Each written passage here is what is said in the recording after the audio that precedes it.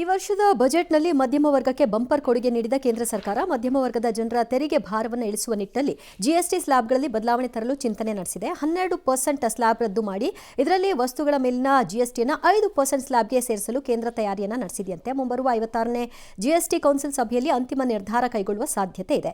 ಪ್ರಸ್ತುತ 12% ಜಿಎಸ್ಟಿ ಸ್ಲ್ಯಾಬ್ನಲ್ಲಿ ಹೆಚ್ಚಿನ ವಸ್ತುಗಳು ಸಾಮಾನ್ಯ ನಾಗರಿಕರು ದೈನಂದಿನ ಜೀವನದಲ್ಲಿ ಬಳಕೆ ಮಾಡುವಂತಹ ಸರಕುಗಳಾಗಿವೆ. ಜಿಎಸ್ಟಿ ಇಳಿಕೆಯಾದರೆ ಕೇಂದ್ರಕ್ಕೆ 40,000 ಕೋಟಿಯಿಂದ 50,000 ಕೋಟಿ ಹೊರೆ ಬರುತ್ತಂತೆ. ಹೊರೆ ಅಂದರೆ ಏನು ಸಾಲ ಕೊಟ್ಟಿದ್ದೀರಾ ಜನಕ್ಕೆ ವಾಪಸ್ ಬರ್ತಾ ಇಲ್ಲ ಅನ್ನಕ್ಕೆ ಹೊರೆ ಅನ್ನಕ್ಕೆ? ಬಳಕೆ ಹೆಚ್ಚು ಏನ್ರಿ ಪದ ಅದು? ಹೊರೆ ಅಂದ್ರೆ ಏನ್ರಿ? ಹೊರೆ ಅಂದ್ರೇನು?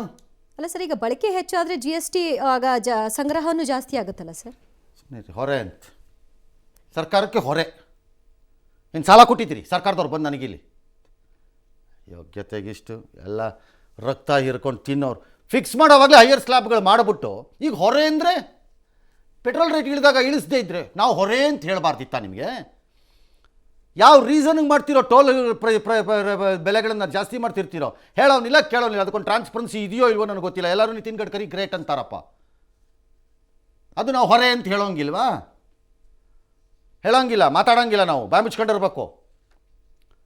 ಇವ್ರಿಗೆ ಹೊರೆ ಅಂತೆ ಏನು? ಇವ್ರು ತಾತನ ಮನೆ ಆಸ್ತಿ ಹೊರೆ ಅನ್ನಕ್ಕೆ ಕಳ್ಕೊಂಬಿಟ್ಟಿದ್ದಾರೆ ಏನು ಹೊರೆ? ಮತ್ತು ಮಧ್ಯಮ ವರ್ಗಕ್ಕೆ ಯಾವನ್ರಿ ಹೇಳೋದು? ಮಧ್ಯಮ ವರ್ಗಕ್ಕೆ ಶ್ರೀಮಂತರು ಖರೀದಿ ಮಾಡಲ್ವ ಇವೆಲ್ಲ? ಏನು ಬಡವರು ಖರೀದಿ ಮಾಡಲ್ವಂತ ಇದನ್ನೆಲ್ಲ? ಏನು ಮಧ್ಯಮ ವರ್ಗ ಮಾತ್ರನಾ?